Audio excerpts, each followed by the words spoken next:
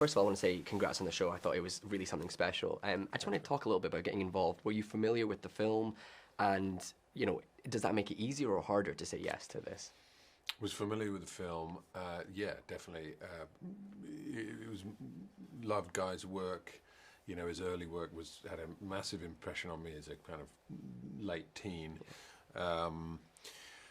But in terms of this is so different from the film. It's set in the world, but it has kind of the architecture of its DNA. But in terms of story, it's completely different. And that was the main thing that drew me to it: the idea of the gentleman being a man who comes reluctantly from high society, a completely different world to that of the criminality, and gets seduced by it and falls in love with violence. Yeah, and you sort of touch upon that. This world, this high society, sort of criminal underworld, it's very far removed from our own reality. So what kind of preparation, if any, are you doing to kind of embody that role and embody that world?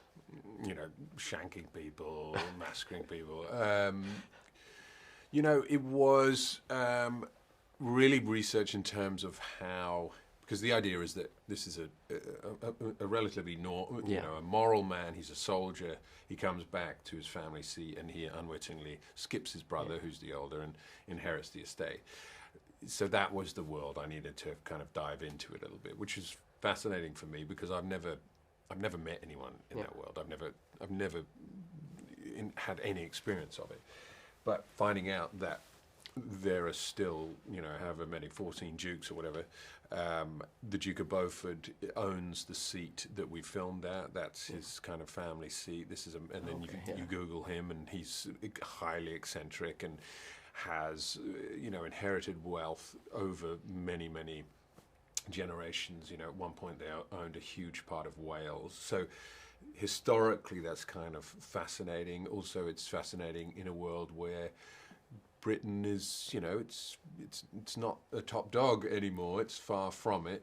Post Brexit, post 1950s, post 1980s, the empire has crumbled, but there are still the vestiges of that in this kind of high echelons of society, and how that shapes our understanding of what it is to be British. Yeah, and you sort of touch upon the practicality there. I mean, sort of walking onto a set and you're in this opulent manner and very decadent sort of production design.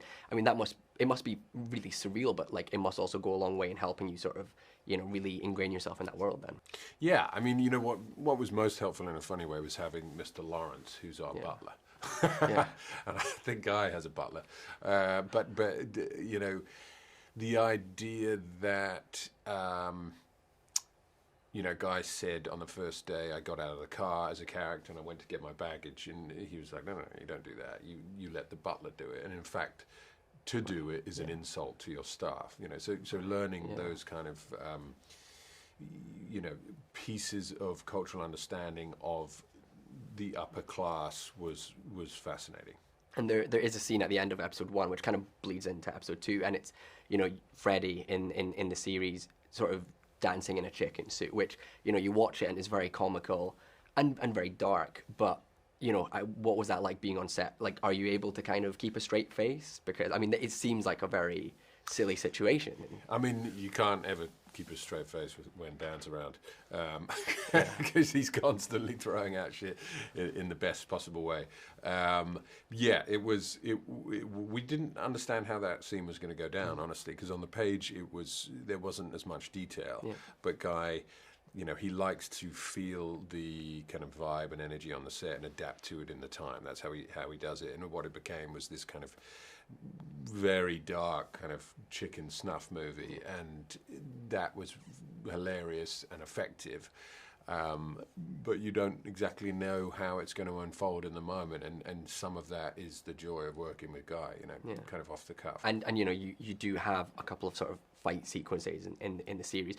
What sort of prep are you doing? What's the physicality of those sequences? I mean, not much prep. Not much prep. Incredibly lazy. Yeah. just kind of knocking your wick off, and that's how it goes. Yeah. Well, mainly my character's getting beaten up and kind of reacting to it. So, but no, there's a fight scene in episode 2, and that took kind of 2 or 3 days to shoot. And some of the ad-libs didn't you know, they didn't end up being in the show, but I loved it when the guy turns around, he sees me when I'm not supposed to be there, and there was a great ad-lib that Guy added where he's like, "I'm gonna fucking eat you." I thought that summed it up. That's great. And finally, I just wanted to ask, you know, I mean, the film is in many ways kind of a modern classic.